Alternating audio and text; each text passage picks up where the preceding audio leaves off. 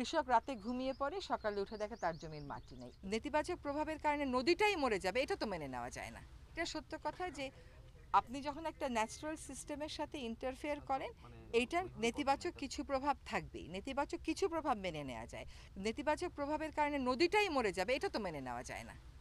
এই ইটভাটার জন্য কৃষি জমির উপরের ভাগ কেটে নিয়ে চলে যায়। কৃষক রাতে ঘুমিয়ে পড়ে, সকালে উঠে দেখে তার জমির মাটি নেই। এইরকম ভয়ঙ্কর অবস্থায় আমরা চলে গেছি।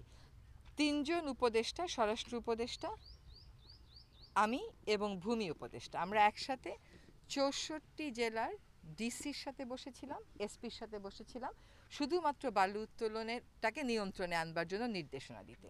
এবং সেখানে আমরা ১০ দফা নির্দেশনা স্পষ্ট করে দিয়েছি। এবং এই বছর যে কটা বালুমহল ইজারা দেয়া হয়েছে, তার বিপরীতে সরকার ২৫০ কোটি টাকাও পুরা পায়নি।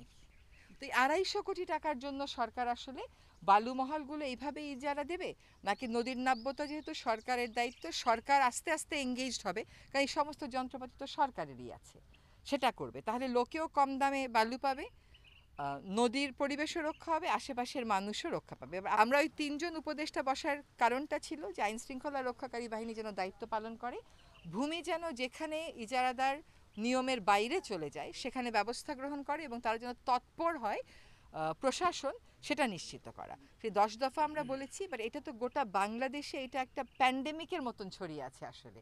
কাজে একটা এক্সিস্টিং চুক্তি আমরা তো অবশ্যই আশাবাদী যে এটা হয় রিনিউড হবে, নতুবা নতুন করে হবে। আর সবচেয়ে বড় কথা হচ্ছে এটা তো আমাদের ন্যায্য হিস্সা, এটা আমাদের ন্যায্য হিস্সা। কাজে এটার ব্যাপারে আমাদের অবশ্যই আমরা আমাদের অধিকারের জায়গা থেকে কথা বলবো।